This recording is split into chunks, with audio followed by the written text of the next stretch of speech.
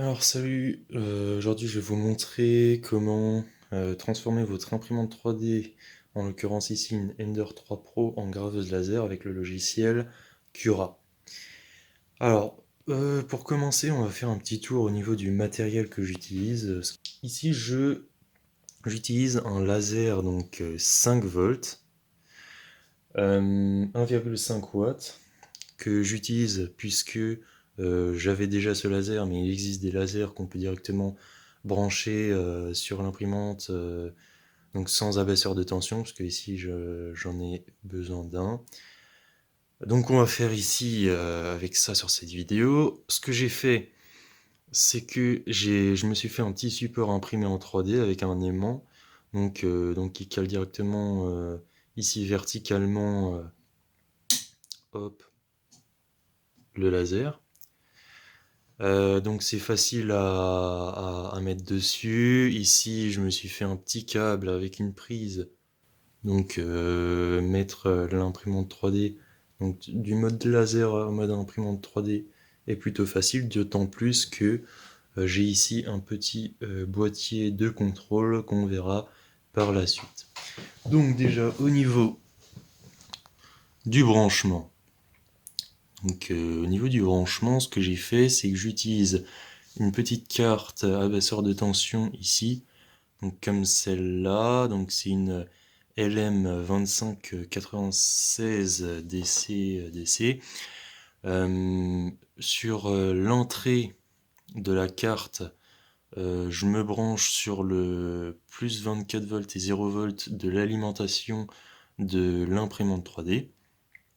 Ensuite, le 5 volts de sortie sur cette carte, je le branche sur le laser. Et ensuite, ici, on a ce qui représente la broche sur la carte mère, donc qui pilote le ventilateur variable TTL. Donc finalement, c'est le ventilateur sur le côté. Et donc ici, en fait, il faut savoir que ce qui est piloté, c'est pas le plus, c'est le moins. Donc ce qui fait que j'ai branché le moins sur le laser.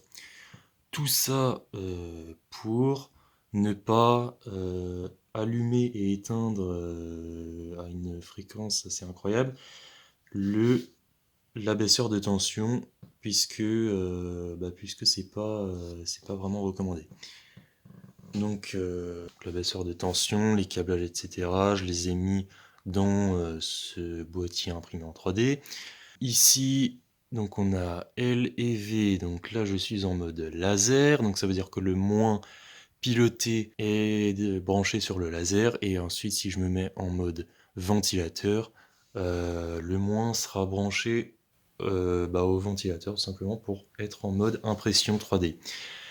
Ici, c'est simplement pour piloter le ventilateur central de base, donc là on peut voir que tout de suite ça fait plus de bruit. Et puis ici, bon, c'est juste une prise que j'avais mis à l'arrière, que je n'avais pas branchée finalement. Faut faire attention à une chose, c'est que il faut pas changer cette position là de l'interrupteur pendant que l'imprimante est allumée, puisque sinon vous risquez de casser un petit peu l'électronique, puisque j'ai déjà eu des problèmes avec ça. Donc maintenant, je pense qu'on peut passer à la partie logicielle.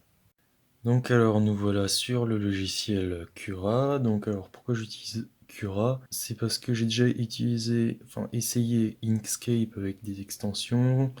Il y a le logiciel de Creality qui existe donc pour faire des gravures laser et des autres petits logiciels, mais ça m'a jamais donné des résultats vraiment satisfaisants. Donc j'ai essayé Cura. Et ici j'ai des meilleurs résultats. Donc alors, déjà, donc vous êtes sur Cura, vous créez vous mettez une nouvelle imprimante, donc votre imprimante. Une fois ça, donc moi je l'ai renommé en laser. Ce que vous faites, c'est que vous allez dans Manage Printer, on va dans les paramètres, et ensuite, ce qu'il faut changer ici, c'est que le code de départ, on va tout supprimer, on va rien mettre dedans. Et ensuite, le code de fin, il est en description. Une fois que ça c'est fait, ce qu'il va falloir faire, c'est mettre ici tous les paramètres que j'ai. Donc, après, il faut chercher dans là-dedans pour ajouter éventuellement les options que vous n'avez pas. Je défile un petit peu pour voir tous les paramètres. Une fois que tous les paramètres sont mis, on vient importer une image.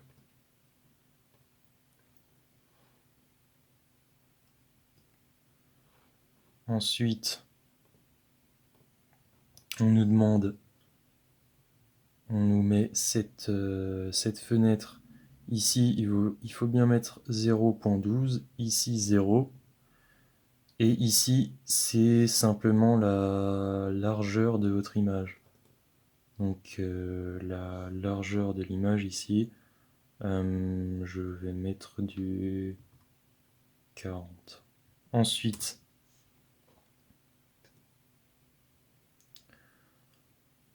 on voit ici notre image qui est là. On vient, alors faut bien faire attention puisque le laser est décalé de la buse, donc le milieu là où le laser va graver, enfin là où Cura considère, ça va pas être le milieu réel de la gravure.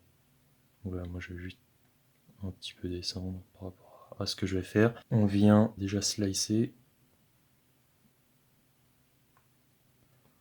On vient donc enregistrer sur le disque donc, qui est ici.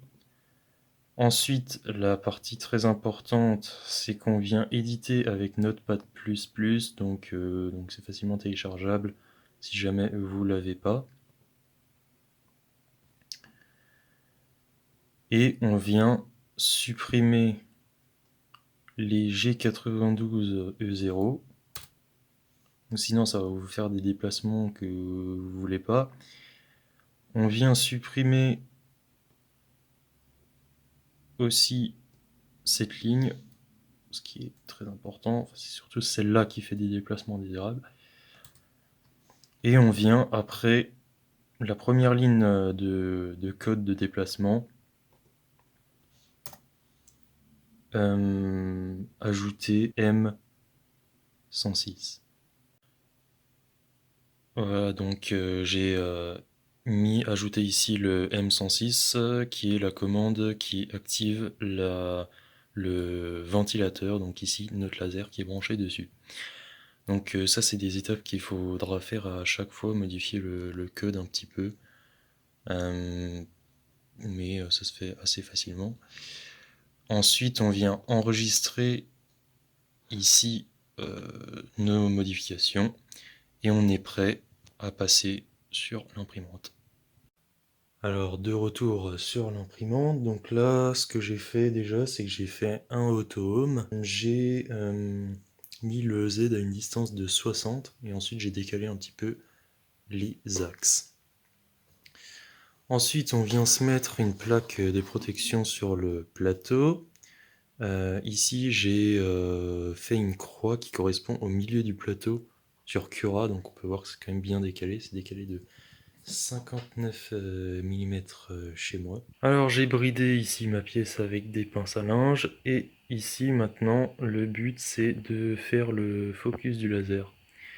Donc déjà bon bah forcément c'est quand même important de mettre des lunettes de protection. Ensuite donc on se positionne bien au-dessus de la pièce sur laquelle on va faire le focus. Ce qu'on va faire c'est qu'on va aller dans contrôle température le ventilateur et on va se mettre 5%. Et maintenant le but c'est d'avoir le point, forcément le plus précis possible, en faisant attention à ses doigts. Une fois que le focus a été fait, on a juste à porter ses lunettes et à lancer.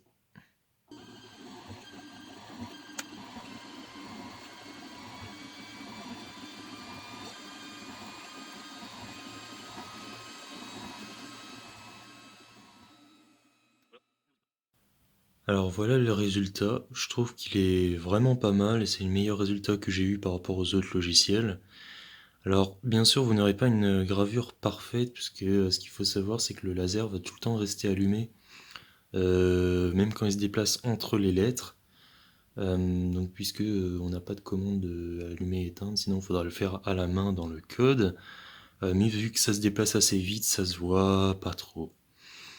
Deuxième chose, il faut, donc là je l'ai pas fait tout de suite, mais allumer le ventilateur central, le ventilateur de base si vous avez un interrupteur dessus, sinon de toute façon il est allumé. Donc pour évacuer les fumées et éviter que les fumées n'abîment la lentille du laser et que ça obstrue le faisceau lumineux, donc que ça perde la puissance. Ce qu'il faut faire attention, c'est de ne pas graver tous les matériaux. Ici, j'ai du bois, enfin, ça reste du bois quand même assez brut.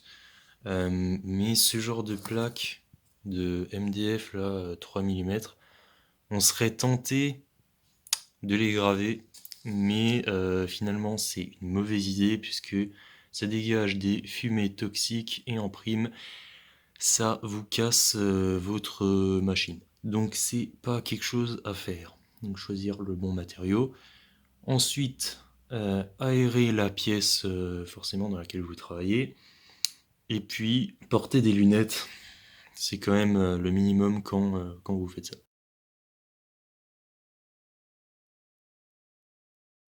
Donc voilà, donc j'espère que cette vidéo vous aura aidé puisque j'ai galéré pas mal de temps avec d'autres logiciels. Donc je voulais faire cette vidéo pour essayer de faciliter cette transformation d'imprimante 3D en graveuse laser. Voilà, j'espère que ça vous aura été utile et à une prochaine.